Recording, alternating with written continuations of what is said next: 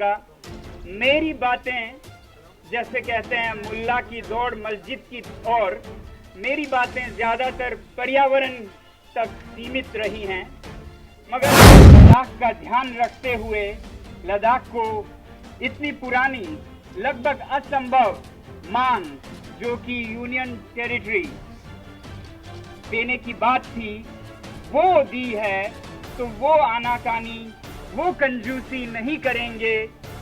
उसके साथ जो आता है संरक्षण की बात उसे देने में जिसका वादा हुआ है, जिसका आश्वासन दिया गया है, जो ठंडे प्रदेश में रहने वाले लोगों के लिए आपने कोट दी है, तो बटन पे कंजूसी नहीं करेंगे, ये हमारी उम्मीद है। मगर बहुत दूर थे तो शायद दिल्ली में पास जाके अगर दें, पार्लियामेंट से कुछ मीटर पर आके आवाज दें तो शायद वो सुनाई दे। तो मुझे बहुत उम्मीद है कि हमारी सरकार, जिन्होंने लद्दाख का ध्यान रखते हुए लद्दाख को इतनी पुरानी लगभग असंभव मांग जो कि यूनियन टेरिटरी देने की बात थी वो दी है, तो वो आनाकानी वो कंजूसी नहीं करेंगे। उसके साथ जो आता है संरक्षण की बात उसे देने में जिसका वादा हुआ है, जिसका आश्वासन दिया गया है, जो ठंडे प्रदेश में रहने वाले लोगों के लिए आपने कोट दी है, तो बटन पे कंजूसी नहीं करेंगे, ये हमारी उम्मीद है।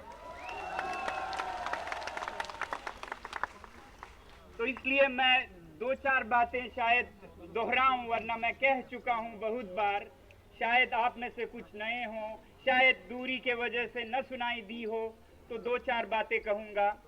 मेरी बातें जैसे कहते हैं मुल्ला की दौड़ मस्जिद की ओर, मेरी बातें ज़्यादातर पर्यावरण तक सीमित रही हैं, मगर फिलहाल हाल के कुछ हफ्तों में जो देखा लद्दाख में प्रक्रिया प्रशासन का, तो वो पर्यावरण और लोकतंत्र, एनवायरनमेंट एंड डेमोक्रेसी तक बढ़ गई है। तो इन्हीं दो बातों पर मैं कुछ आपके सामने संदेश रखना चाहूँगा। पहला तो ये कि पर्यावरण के दृष्टि से लद्दाख बहुत ही संवेदनशील है। हम कैसे ये सुनाएं हमारे देश के नेताओं को, सरकार को, जनता को, सिर्फ सरकार ही नहीं, मेरी आवाज़ जब हर बार जनता तक रही है, और मैं इसीलिए अपने इस अनशन को क्लाइमेट फास्ट कहता था, जो कि पर्यावरण के लिए भी ये अनशन था, क्योंकि सरकार से तो हम मांग करेंगे, मगर लोग हमारे जो शहरों में रहते हैं, या हम ही क्यों नहीं जो लद्दाख में रहते हैं, वो अपनी जीवन शैली को भी बदलें, ताकि हिमालय का ये जो पर्यावरण है उसका संतुलन न बिगड़े। हमारे जो पर्वतों में ग्लेशियर्स हैं वो सूख न जाएं, और जिसकी सजा सिर्फ लद्दाखी नहीं भुगतेंगे। बहुत बार मैंने देखा है लोग सोचते हैं ये लद्दाख के लोग क्या मांग रहे हैं, संरक्षण क्यों चाहिए इन्हें, तो ये लद्दाख के अकेले के लिए नहीं मांग रहे हैं। आज हमारी बारी है अकाल का, बाढ़ का। एक साल में बाढ़ आता है तो दूसरे साल में अकाल पड़ता है। ऐसी परिस्थिति हुई है लद्दाख में, पहाड़ों में, जलवायु परिवर्तन के वजह से और स्थानीय जो मानवीय कारकर्दगी है, ह्यूमन एक्टिविटीज है, उनके वजह से। तो इनसे हिमालय को बचाना, इनसे लद्दाख को, इनके ग्लेशियर्स को बचाना आप सबका कर्तव्य है, सिर्फ लद्दाख के दो चार लोगों का नहीं। उनकी बारी आज आई है, उन्हें विस्थापित होना पड़ रहा है गांव से बिना पानी के। कल को आपका पूरा उत्तर भारत इससे प्रभावित होगा। कहा जाता है कि इन हिमालय के ग्लेशियर्स पर 200 करोड़ लोग निर्भर करते हैं, जो कि दुनिया की चौथी आबादी है, और पूरा उत्तर भारत सीधे या इनडायरेक्टली इन पे निर्भर करता है। तो इन्हें बचाए रखना, इन्हें संजोए रखना आप सबका भी कर्तव्य है, ये मैं याद दिलाना चाहता हूं। और इसमें हम एक तरफ सरकार से संरक्षण की मांग कर रहे हैं, नीति परिवर्तन की मांग कर रहे हैं कि लद्दाख जैसे संवेदनशील पहाड़ों को और वहां के लोगों को, उनके संस्कृति को, क्योंकि ये संस्कृति हजारों सालों में पनपा है इन पहाड़ों के साथ, तो यहाँ के लोग जैसी जीवन शैली व्यतीत करते हैं वो इस प्रकृति के संतुलन के साथ बहता है। तो ऐसे संस्कृति को बचाए रखना सिर्फ लद्दाख के लोगों का फर्ज नहीं है, दायित्व नहीं है, भारत का और दुनिया का दायित्व है। वैसे भी आज जो भारत में जनजातीय लोग रहते हैं पहाड़ों में, जंगलों में, नदियों के किनारे, उनसे बहुत बड़ी सीख है जो दुनिया को लेनी होगी। अगर हम आज कहते हैं कि भारत विश्व गुरु बनेगा, तो वो बंबई और दिल्ली के इन हालात से कुछ दुनिया को सिखाए, ऐसा मुझे नहीं लगता है। अगर दुनिया भारत से सीखे तो वो सीखे जो यहाँ की मौलिक ज्ञान है, जिसे इंडिजिनस नॉलेज सिस्टम्स कहते हैं, वो आज पर्वतों में, जंगलों में, आदिवासी जनजातीय लोगों में अभी भी निहित है, जो कि भारत की एक बहुत बड़ी संपदा है, जो कि दुनिया भर के लिए एक सीख हो सकती है। कैसे सादगी भरे जीवन में लोग खुश रह सकते हैं, प्रसन्न रह सकते हैं, संतुष्ट रह सकते हैं। ये संतुष्टि का ज्ञान आज दुनिया को जरूरत है और उसके लिए दुनिया, विश्व पूरा भारत की तरफ मुख कर सकता है। इसलिए भी इन पहाड़ों के लोगों का, उनके संस्कृति का, उनके ज्ञान की हमें कद्र करनी चाहिए, सिर्फ लद्दाख के लिए नहीं। तो ये मैं कहना चाहता था पर्यावरण के दृष्टि से। अब दूसरी तरफ मैं ये कहूँगा कि लोकतंत्र की दृष्टि से कहें तो आपको याद होगा 3 साल पहले लद्दाख एक यूटी बना था, केंद्रीय प्रशासित प्रदेश, और हम सब बहुत खुश हुए थे क्योंकि हमने ये सोचा था कि जो हमने मांगी थी वही दिया जा रहा है। तो मांगा क्या था लद्दाख ने? मांगा ये था कि पहली बात यूटी विद लेजिस्लेचर, जहां पर यूटी हो, स्वायत्त हो, मगर जनता के प्रतिनिधियों द्वारा संचालित एक यूटी हो, यूटी विद लेजिस्लेचर। हर बार मैंने खुद देखा है पिछले 30 सालों में हमारे नेतागण जब भी मांग करते थे यूटी विद लेजिस्लेचर मांगते थे, तो ये जो हमें मिला यूटी विदाउट लेजिस्लेचर, हमने सोचा शायद वो भी आ रहा होगा, इसलिए हमने इसे एक democratic devolution of power, autonomy की हिस्सा हाथ में लगता है। केवल 8-9%, जो 6000 करोड़ की हम बात करते हैं उसमें से 500 करोड़ के लगभग इनके हाथ में है, बाकी 5500 करोड़ या लगभग ये सब एक लेफ्टिनेंट गवर्नर साहब अपने हिसाब से, उनके सूझबूझ से, उनके समझ से, जो कि ज्यादा नहीं होती, वो सिर्फ इसलिए क्योंकि वो लद्दाख से नहीं होते तो उन्हें समझ नहीं होती। 3-4 साल लगते हैं समझने में और 3-4 साल में उनके जाने का वक्त हो जाता है और कोई नया न समझ आके फिर समझना शुरू करें।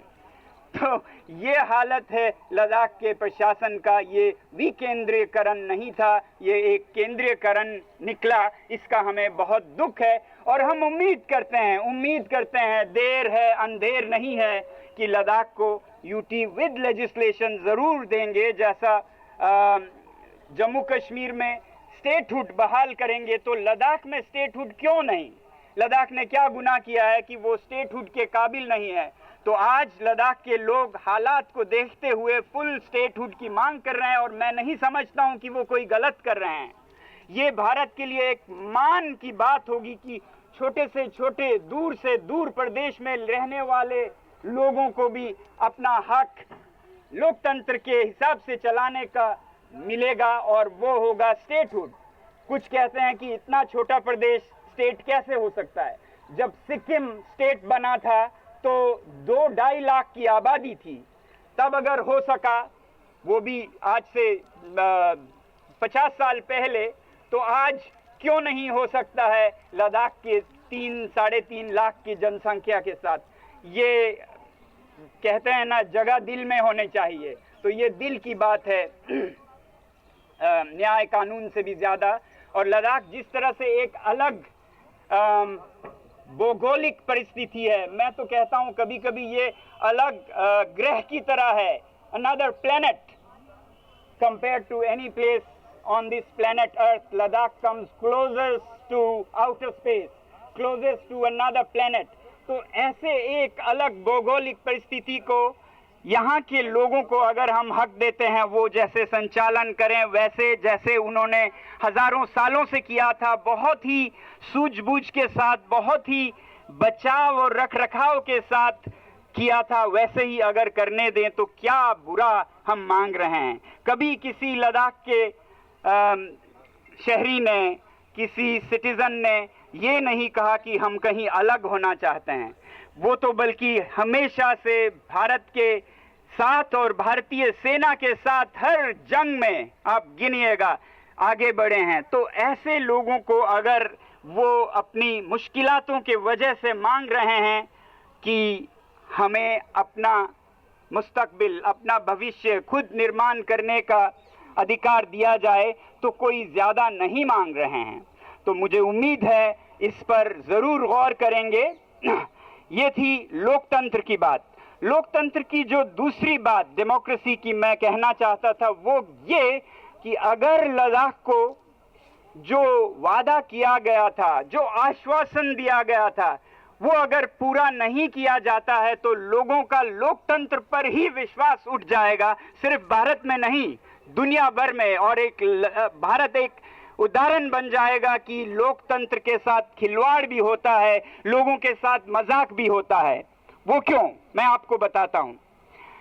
जब लद्दाख एक यूटी बना था तो लोगों को पक्का विश्वास था कि जो लद्दाख के पहाड़ों का, यहाँ के लोगों का संस्कृति की जो संरक्षण है वो अब अनुच्छेद 244 में से मिलेगी, क्योंकि 5वां और 6वां शेड्यूल यही कहता है कि जहां जनजातीय जनसंख्या 50% से ऊपर हो वहां शेड्यूल एरियाज घोषित किए जाएं और उन्हें स्वायत्त दिया जाए, उन्हें अपना अधिकार दिया जाए, वो जैसे इस इलाके का प्रबंधन करना चाहते हैं, विकास करना चाहते हैं। तो ये तो जैसा कहते हैं नो ब्रेनर था, इसमें तो ज्यादा सोचने की बात नहीं थी। लद्दाख के लोग ये मान के चल रहे थे कि अगर कोड दिया है तो बटन भी साथ होंगे। और फिर सरकार ने भी आश्वासन पे आश्वासन दिए थे, वो चाहे फिर गृह मंत्रालय हो, कानून मंत्रालय हो, जनजातीय मंत्रालय हो, नेशनल कमीशन फॉर SC/ST हो, सब ने सिफारिश की थी और आश्वासन दिया था कि लद्दाख को 6वें शेड्यूल में लिया जाएगा।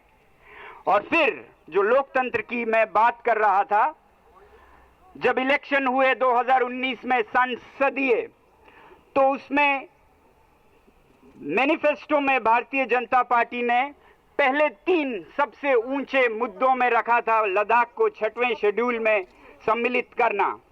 और फिर 2020 में जब बहुत ही प्रतिष्ठित चुनाव हुए थे लद्दाख पर्वतीय काउंसिल, लद्दाख हिल काउंसिल के, तो फिर बिना लोगों के कहे खुद अपने आप से भारतीय जनता पार्टी, जिसके हम बहुत आभारी हैं क्योंकि उन्होंने ही यूनियन टेरिटरी लद्दाख को दी थी, तो उन्होंने खुद से पहला बिंदु रखा था लद्दाख को 6वें शेड्यूल में सम्मिलित करेंगे। तो क्या ये एक वादा होता है या नहीं? आप बताइए, जनता से एक वादा है कि नहीं? चुनावी घोषणा पत्र का कोई माने है या नहीं?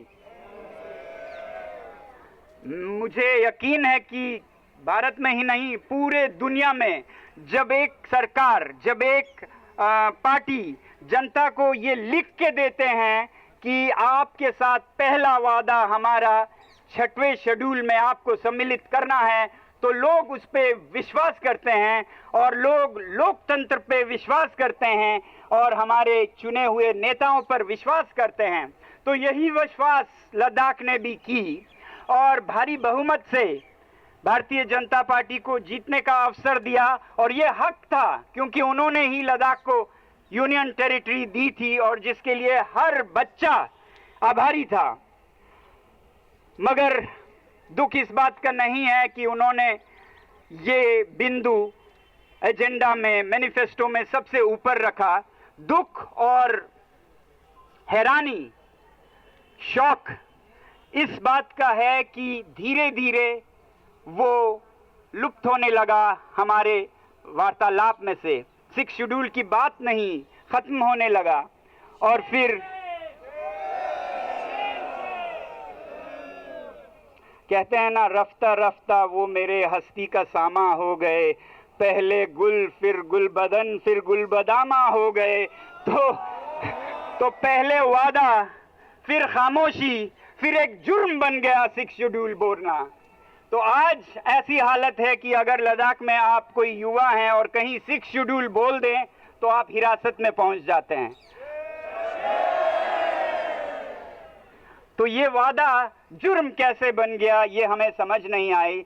तो ये हम दुनिया को ये चरित्र नहीं दिखाना चाहते हैं, सबसे बड़ी लोकतंत्र का दुनिया में जो जनता से एक बार वादा करे तो हम उम्मीद करते हैं उसे निभाया भी जाएगा। और मुझे अभी भी उम्मीद है कि इसे निभाया जाएगा, नहीं तो लोगों का लोकतंत्र से विश्वास उठ जाएगा। क्योंकि अगर 6 शेड्यूल बोलना इतना गुनाह होता, पाप होता, जुर्म होता, तो पहले बिंदु नहीं बनाते मैनिफेस्टो में। उनको पूरी छूट थी, किसी ने जबरदस्ती नहीं कराया था, तो पहले बिंदु में नहीं रखते, तभी कहते ये आपको नहीं मिलेगा, हम आपसे वादा नहीं कर रहे हैं।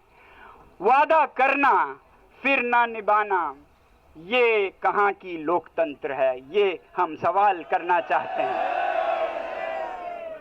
तो इसलिए जब मैं देखता हूं कभी सोशल मीडिया पर कुछ लोग मुझसे सवाल करते हैं कि आप ये 6 शेड्यूल क्यों मांग रहे हैं, ये तो गलत है, आप दिल्ली में, हरियाणा में घूम सकते हैं, मगर हम आपके वहाँ क्यों नहीं जो मन चाहे कर सकते हैं। तो पहली बात तो मैं ये कहना चाहूँगा कि ये कोई जुर्म नहीं था, ये वादा हमसे किया गया था हमारे नेताओं ने, तो हम उसी वादे को याद दिला रहे हैं और कुछ ज़्यादा न कम बोल रहे हैं, बस आपके ही वादे को याद दिला रहे हैं। दूसरी बात,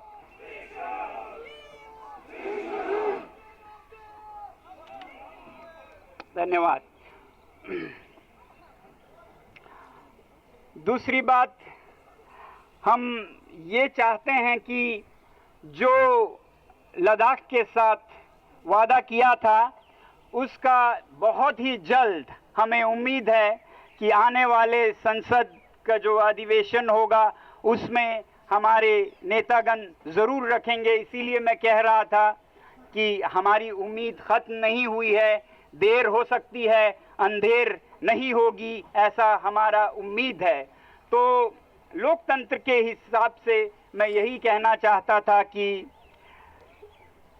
हम एक लोकतंत्र की अच्छी मिसाल रखें दुनिया के सामने कि भारत में जो चुनाव होते हैं उसकी एक गरिमा है, उसका एक छवि है और उस पर हमारे नेता चलते हैं और हम उम्मीद लगाए बैठेंगे कि वो जल्द से जल्द इसे नेशनल दस्तक की आपसे गुजारिश है कि अगर इसको बचाना चाहते हैं तो नेशनल दस्तक को सब्सक्राइब करने के लिए रेड कलर के सब्सक्राइब बटन को दबाएं, फिर बेल आइकन की घंटी दबाएं।